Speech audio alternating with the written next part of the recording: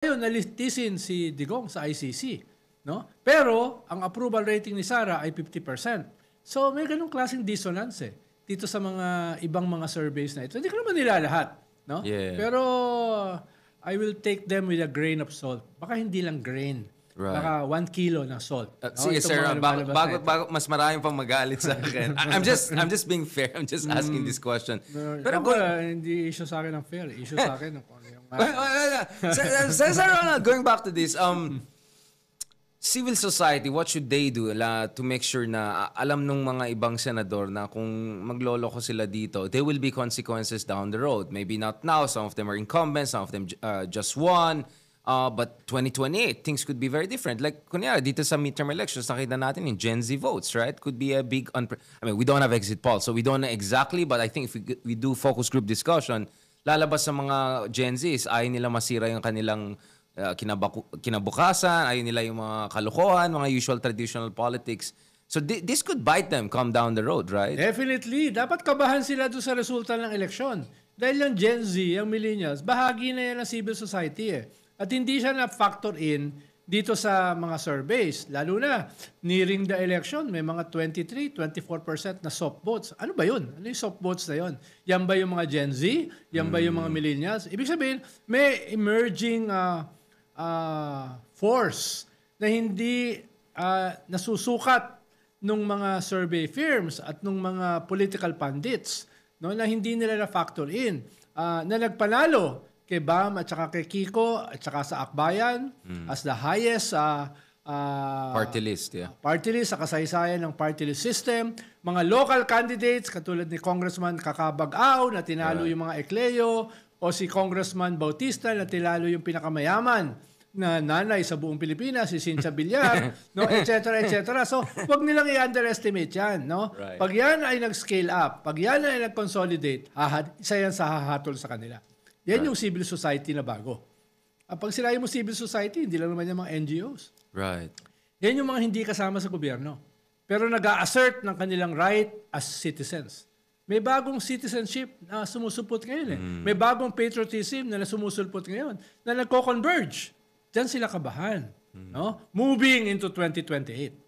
Dahil yan yung clear writing on the wall. Right. Kasi kung yun nga yung concern ko, Sir Ronald, which is kung hindi magkakaroon ng accountability dun sa mga normal institutions mo, maghahanap ng tao ng accountability through other means. Hindi ka ba concerned na baka magkaroon ng massive protest or more political instability or baka magkaroon ng political disengagement na wala palang kwenta itong mga institution na ito purong sariling interest lang tinitignan ng mga iba dyan? Well, for now, hindi naman dun papunta.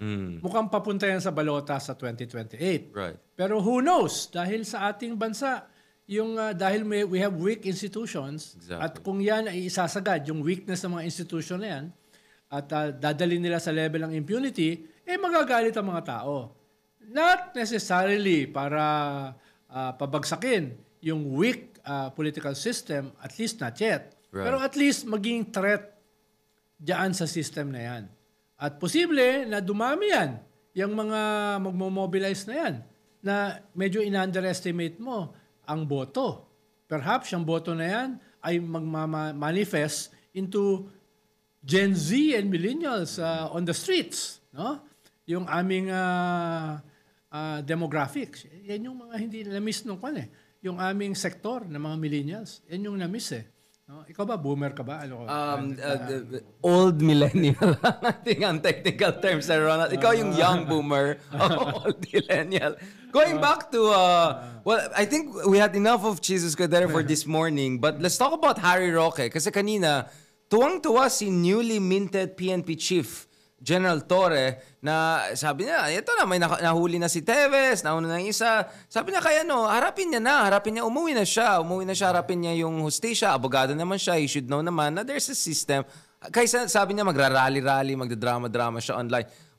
What do you say about that, General Torre really, focusing on the Harry Roque issue and confidently asking him to come back and face justice? Well, very prominent kasi yung issue ni Harry Roque. Right. Tapos, sinampahan na siya ng kaso ng money laundering at saka human trafficking.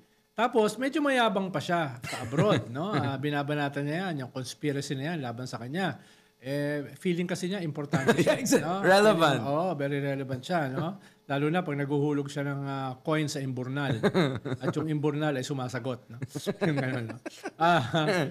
Mahalaga dahil sabi ni Harry Roque dati, haharapin niya! Yeah. Kahit anong kaso na isang pa sa kanya. talagang- No, saan niya haharapin? Doon sa Field of Tulips? Doon ba niya With the haharapin? rainbow Oo. Doon ba niya haharapin? Dito niya harapin, Yeah. di ba? Kaya okay Sa naman asylum center daw. okay naman harapin yung niya. sinabi ni Harry Roque, ni General Torre, Torre. oo. Dito niya harapin, no? At pwedeng tamaan yung kanyang asylum process dahil very keen ang Dutch government and all European governments sa usapin ng human trafficking. Right. No? Kaya baka mapabilis. Kahit wala tayong extradition treaty sa Netherlands, ay pwedeng mag-request ang Philippine government sa Dutch government. Interpol. no? Oo, Yeah. katulad ng ginawa kay Tebes. Right. No? At nung una, nagmamatigas yung East Timor government na hindi nila ibibigay, pero eventually lumambot at hinuli.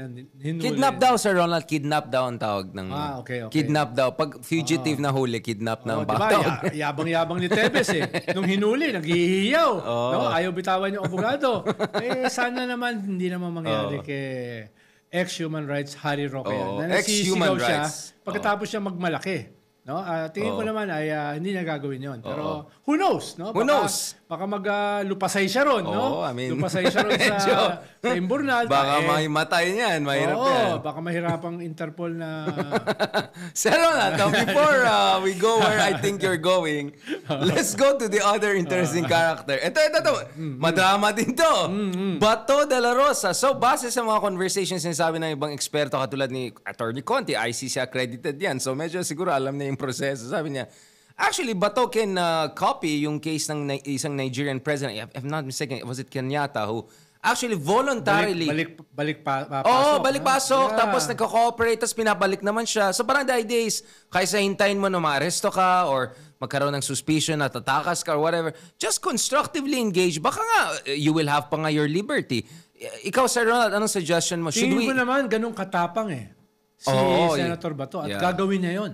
Correct. Pupunta siya sa The Hague nang walang takot. Sana lang, pakita niya yung kailan.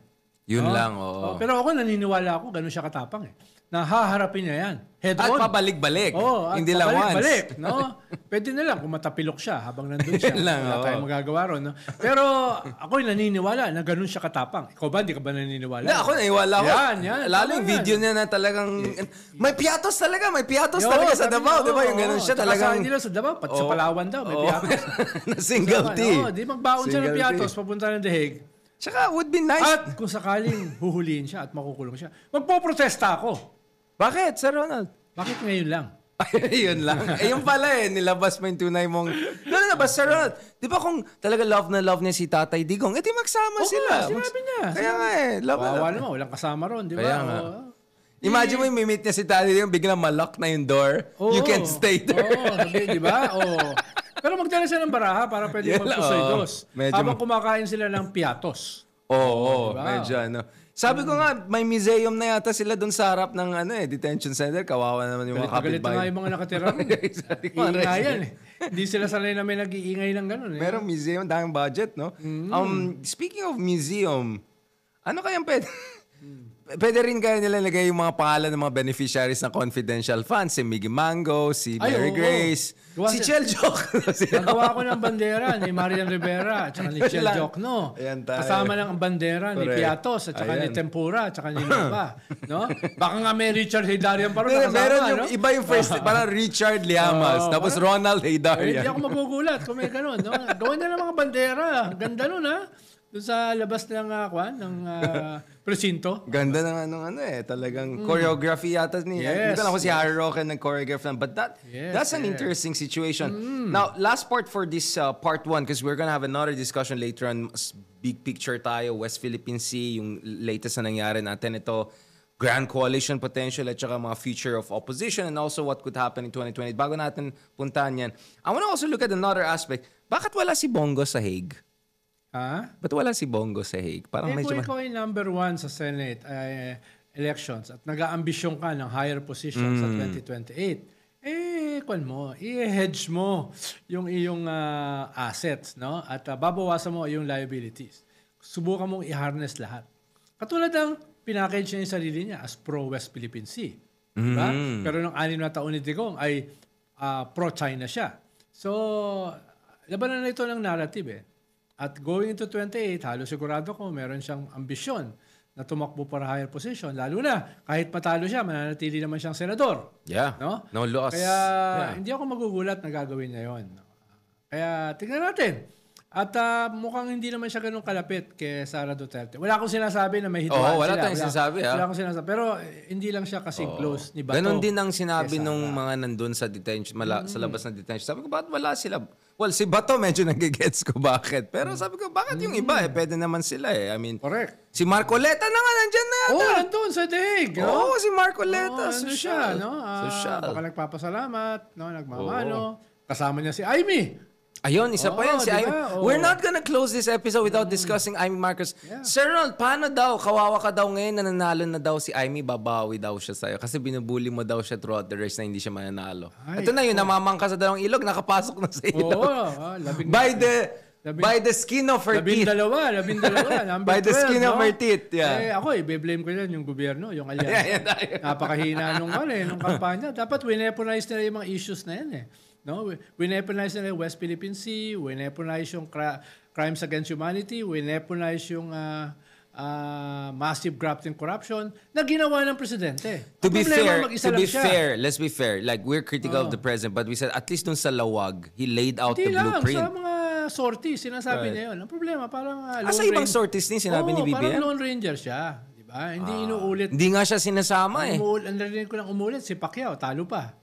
Exactly. Si Pacquiao lang yata yung perfect attendance yata sa sorties. It's about weaponization Itong mga na ito. Sa group work. Mga issues na ito. At saka ayusin yung machinery. Dahil usually kasi sa last 2 weeks, machinery ang mahalaga pero parang hindi nangyari yan. Hindi siya napakahalaga ng midterm dahil plebiscite on your leadership and your governance. No?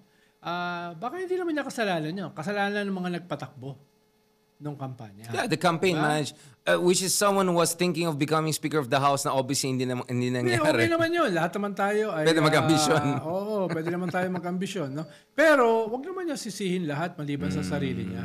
Wag naman niya sisihin yung impeachment complaints na dahilan kung bakit nag-collapse yung campaign ng alyansa. So, dapat maging more circumspect naman. I mean, 5 out of 12 or 6 out of 12 is not... That's collapse. It's not good. But it's not like end of the world. Well, that's worse than yung previous worse. Yung kay GMA noong 2007. Ilan ba yung kay GMA? 4 ba? 6. Kaya, tapos yung approval rating ni GMA ay bumaba Well, dramatically. she was like net negative, to be fair. So, iwas nila. Baka mag-free fall So, ayusin nila yung messaging, ayusin yung strategies, no, dahil parang kinakapos. Being a ruling party, being a ruling government, they could have done much better. No? Lalo na itong presidential sister, talagang todo atake sa kanya. Diba? So, ayun. Yeah, definitely. Sir, I appreciate you being very nice now. but I think there's more that we can discuss in the next episode kasi gusto natin balikan itong issue na hindi lang ito local politics kasi meron itong implication sa ating foreign policy, sa ating national interest at sa West Philippine Sea. At inuulit ko lang bilang huling hirit ay yung sinasabi ng mga Duterte that this was a pro-Duterte vote. Hindi totoo yan. Hindi yan totoo. Dahil maraming anti-Duterte na nag-scale up. No? Right. From BAM to Kiko to Akbayan to local candidates. So, hindi ibig sabihin nun na pro-Duterte itong nangyari sa midterm. Yeah, that's what I'm saying. Like, okay, I think definitely nag-underperform ng administration. Even the president admitted that. But I think what's also clear is that it was not also a straightforward victory. Like, do you think Camille Villar will be 100% in the DDS camp? Maybe she'll also do her own thing, right? Yeah. And then, okay, the Congress is still aligned with the president. The LGUs, even yung mga aligned sa Duterte camp, I'm sure they have to also be realistic, right? Because at the end of the day, you need cooperation with the national government. So, I had problems really with the media headlines na parang big win for the Duterte. I think it was more of an underperformance on one side rather than a straightforward victory for the other side. Yes. Because actually, there were 3 sides to this show. Apparently, not only 2 sides to this show. So, siguro yun na lang yung postmortem. But last point on the postmortem, Sir Ronald, from all of the elections you have covered, was this the most surprising election in terms of the gap between survey projections and what came out in terms of maybe generational changes were finally showing themselves? Or maybe because it was a perfect storm of many crazy things happening coming into the race? Or all Again, of the above? all na of naman? the above. Again, all of the above. Dahil hindi na masyadong na-factor in itong demographics eh. Yeah. No? Parang territorial yung naging emphasis eh. Dito sa assessment ng survey ng mga survey firms, no? Tapos nagulat ako na may 23% daw na soft going into the elections, Right. no? At meron pang survey 3 days before the election. What was that about, no? Sino makikinabang doon sa survey na 3 days before the election, no? At nangyari yan. In terms of strategizing, you mean? Ang purpose ng survey para makapag-adjust yung mga political actors. Right. Sana ginawa na lang exit poll.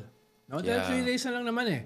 So, tingin ko hindi na-anticipate itong demographics ng mga Gen Z at saka ng millennials. Yung isang survey firm na credible, nakausap ko, nasabi nila ay Bakit? Meron bang hindi credible, Sir Ronald? habang ginagawa nila itong kanilang internal forensic assessment, Right. ang sinasabi nila, na-underestimate namin yung Gen Z. Yeah. Na-underestimate namin yung millennials.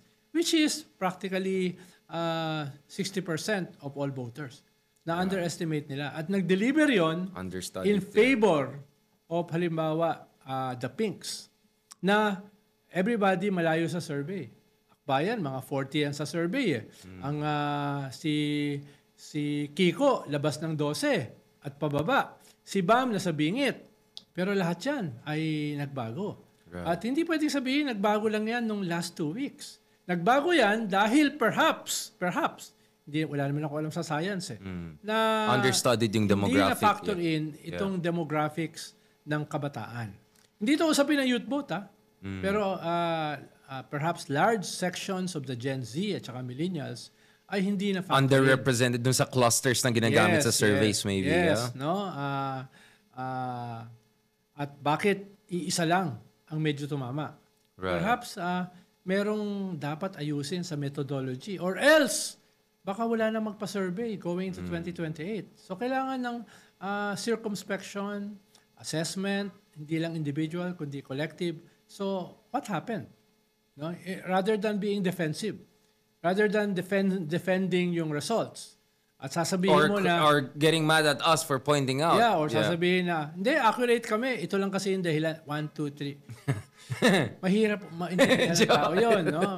Paliwanag ka na sa presinto, medyo ganun. Kaya yung mga nakausap ko, sabi nila, hindi, mag-FGD na lang kami. Magka-qualitative na lang kami. Eh kung gano'n na magiging trend, malaki yung mawawala sa mga survey. Okay, medyo. Pero mahirap din yung focus group discussions. But yeah, kasi minsan hindi mo makuha sa isang tanong eh. You need follow-up questions. Depende sa framework at saka conduct ng FGD. Probably it will be a combination down the road. No? Siguro yung iba na medyo may budget, i-combine nila yung survey na quantitative and then proper focus group discussion.